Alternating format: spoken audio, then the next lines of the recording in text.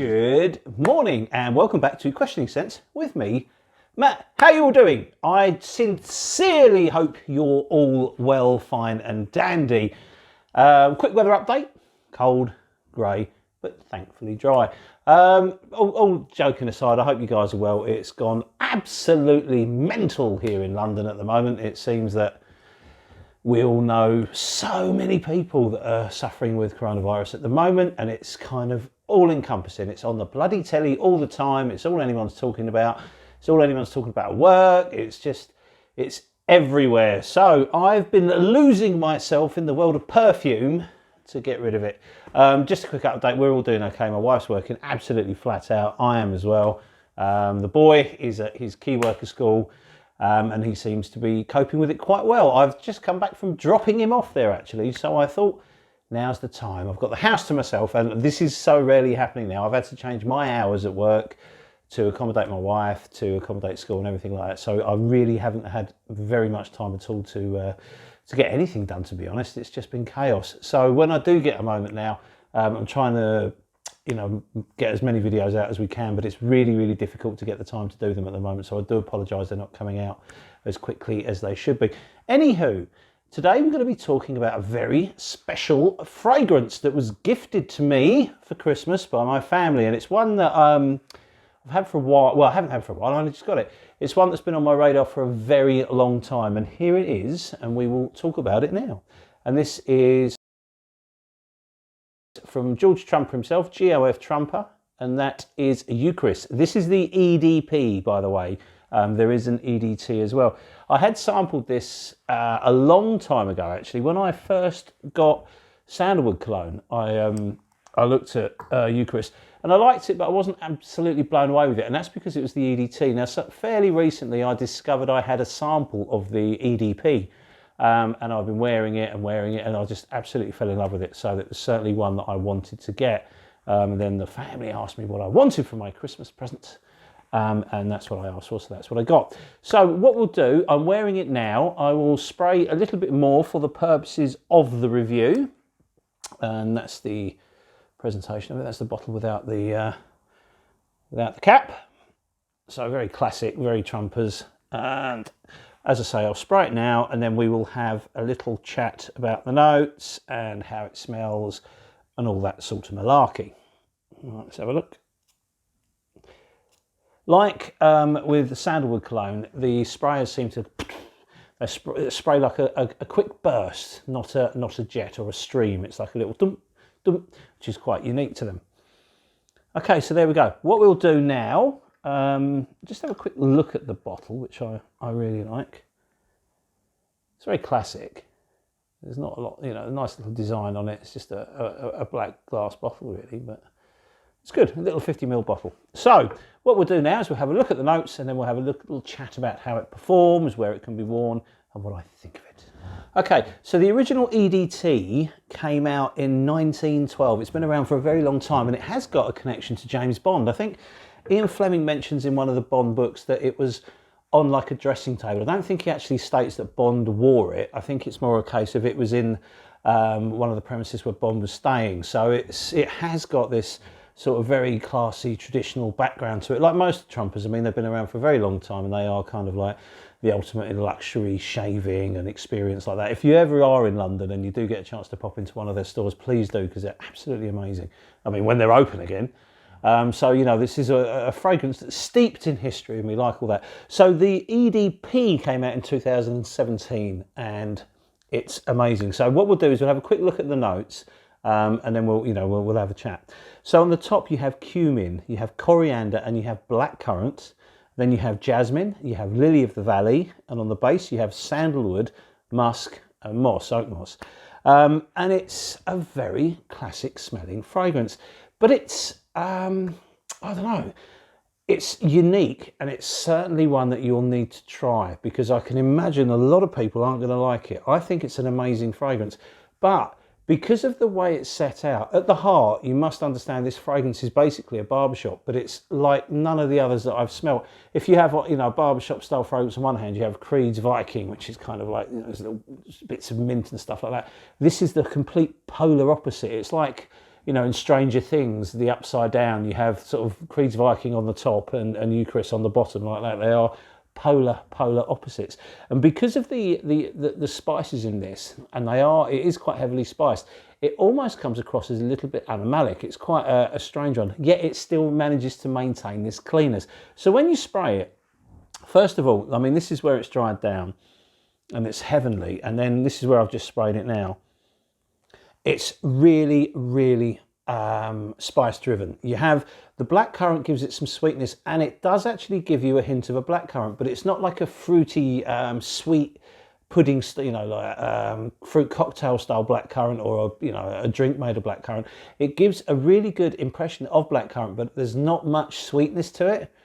And that is sort of surrounded by this coriander and cumin to give this kind of very dark, spicy, fruity vibe. The jasmine and the lily of the valley basically just give it a little bit of an uplift. Without them, it would be so heavy. It would be too foreboding. And then in time, as it dries down, you'll get the sandalwood and the musk comes in. But what you've got to understand is there's moss in this, and it smells like it's almost pre-ifra moss. It's amazing. You get this really clean vibe from this. Despite the fact it's dark and it's spicy, it actually smells very clean and polished. And that's something that I really enjoy. It's easy, I think, to make a really dark perfume. Well, not easy, but it's quite easy for a house to make a dark perfume. But to make a dark perfume that still smells clean and slightly fresh, I think is one of the things that makes this such a unique fragrance. I've not smelled anything like Eucris before. Maybe there is something out there, I don't know.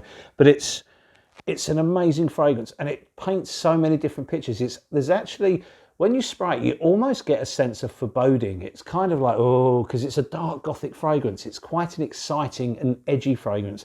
Now, in the Bond connection is quite interesting, because this, to me, it smells like it's from the era of Bond, but it doesn't smell like something Bond would wear. This is something that I personally think one of the villains, one of the henchmen or the super villains that Bond has to deal with would wear. That seems much more like it, because it's ultra refined, ultra polished, ultra gentlemanly, but it's quite menacing. There's a gothic foreboding feel to it, and it's dark.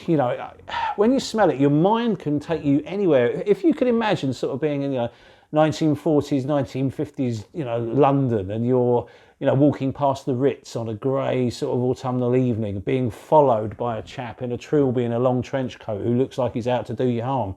Eucris is what he's wearing, not what you're wearing. It's very powerful. It feels, and when I say powerful, I don't mean it projects and there's huge sillage, because there's not. It's long lasting. It stays on my skin for hours and hours and hours, and it does project quite well for the first sort of hour or so, and then it becomes a lot closer and a lot smarter, which is exactly what you want. You don't want a perfume like this kicking out everywhere. It has this, there's almost a sense of menace, because it's so clean and polished and refined. It's something that a baddie would absolutely suit, and it's wonderful for it. The sandalwood in this, Trumpers know what they're doing with sandalwood. This is one of the best sandalwoods on the market, and they're using that to great effect with this one. So the sandalwood does become more prominent with the oak moss as things go down. And I think it's the oak moss that's giving it this sort of clean vibe. But as I say, there is a very strong sense of almost menace with a perfume. And I know that sounds absolutely ridiculous. How can a perfume smell of menace? But when you smell it, you'll understand exactly where I'm coming from. It's not one that you can blind buy, unfortunately. It is one that you will need to sample. I think it's an amazing fragrance, and I absolutely adore it. Problem I've got is it's designed, I think, for either a regular wear for someone who works in a suit, or you would wear it for a smart evening out, a sophisticated evening sipping cocktails in a posh hotel bar or something like that. You could wear it out for a meal. It's not a clubbing fragrance. You wouldn't wear it to impress people. You would wear it for yourself. You would wear it for people that will smell you and think, oh my God, he's refined, he's polished. It's that kind of vibe. It's certainly for the more mature fragrance enthusiast. I think the thrusters will probably be a little bit, well, they'll struggle with it, I think, purely because of what it is, because you need confidence to wear this, and you need to be happy within yourself. So if you are a young thruster and you're very confident and you're comfortable in your own skin, then you probably can get away with it. On the other side of it, it is an incredibly masculine fragrance because of the notes in it and the way it makes me feel, the way it is. But saying that, I think on the right woman, it would smell absolutely devastating. I can imagine a female lawyer you know, or someone quite strong and powerful wearing it, and it would be absolute dynamite on them. It's just one of those kind of fragrances. As I say, it's long lasting. There's nothing in it that's remarkable, but what it does is it meshes everything around together to make something really unique and really rather special. So it's for me, it's almost a 10 out of 10. I don't know, I like this as much as I like the Sandalwood cologne, and I didn't think, I'll find many fragrances that I like quite as much as this one. It's a beautiful frag, but again, it's a unique one, and you're gonna need to sample it. I don't know what that noise was, by the way. So there you go. Price wise, I think it's around £75 for a 50ml, so it's not a cheapie at all. But for what you're getting in terms of performance and quality, I think it's an absolute bargain. And if you want that little bit of history on your skin to kind of reflect upon, then I certainly think it will be one that you need to explore. Beautiful fragrance, totally unique, a bit out there, a fragrance that smells foreboding. Strange one for me to say, but if you get to smell it, I think you'll understand. I mean, if you've got Eucris, then let us know what you think of it.